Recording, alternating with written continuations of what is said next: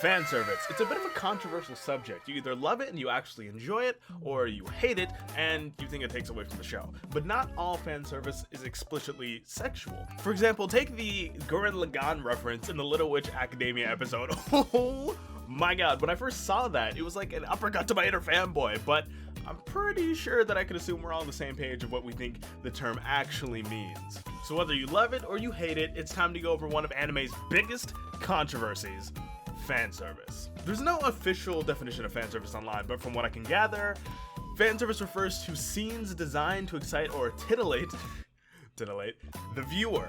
And this is typically fan service such as panty shots, hot spring / shower scenes, and of course...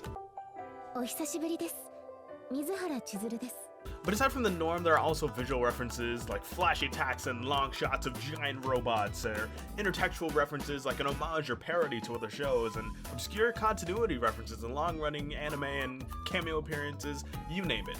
Obviously, it isn't always something explicitly sexual, but appealing to the audience in this manner is typically how fan service is shown in anime. But then the question is, why?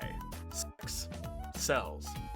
There you have it. That's the answer. You can ask any expert social media marketer, whatever the hell, sells. For example, if you can think back to those old Carl's Jr., or I guess Hardee's if you're weird, those commercials with the extremely attractive people and the even more attractive looking burger, it was the shock factor that really got people's attention. A specific instance of this was the 2015 Super Bowl? A specific instance of this would be the 2015 Super Bowl with an extraordinarily explicit advertisement by Carl's Jr., which got everybody talking online. Now, was it, you know, the most morally correct thing?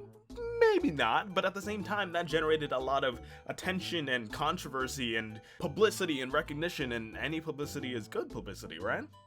It's a hard word to say. Forgive me. The goal of fan service is to get people to sit up and take notice while simultaneously giving a nod to the fans. Whether it's, oh yeah, we know you think this chick is best girl, beach episode, or here's an obscure reference from the beginning of the show, or even a different show that we've worked on because we love you and we appreciate you for being a longtime fan of our work. There's not really in between. Speaking of being a longtime fan of somebody's work, you should go ahead and hit that subscribe button and ring the bell and smash like if you want to see more content like this here on my channel, because I'm planning on making a bunch more, so hopefully you guys enjoy. But back to the matter at hand, of course I think that the latter is better because I'd prefer to have a nerdgasm as opposed to having a pair of titties shoved in my face every 5 seconds, but as someone who was once a 13-year-old, that was something that appealed to me at one point. And honestly, nowadays, now that I've seen so much fan service out of so many different shows, I'm honestly desensitized to the point at which I hardly even recognize it sometimes, which is kind of disturbing to think about, but I digress. Talking about me being a sad 13-year-old brings me to the point that's horrible. Now that we've talked about me being a sad 13-year-old, that brings me to the next point, that anime is targeted towards, you guessed it, teenagers. You know, those youngins that are pumped full of hormones and sexual desires? And of course, fan service would appeal to them because titties, or hey, look at his abs. Yeah, that's right. Girls watch anime too, and there's an entire other side of fan service specifically catered towards them, so take that, internet. Nobody's safe. There's also a major difference between Japanese culture and Western culture in terms of nudity, because the West is severely suppressed. So much so that even the slightest flaunt of an ankle can make people riot in the streets. Of course, that's not how it is nowadays, but you get the point. Anything and everything sexual, nudity, whatever the heck, is pretty much taboo around here. So when even the smallest amount of fan service or nudity is there, we pick up on it like my English professor and the godforsaken comma. Think of it like when you're in middle school and a teacher or a substitute teacher would say sex and everybody would be quiet and pay attention. That kind of effect.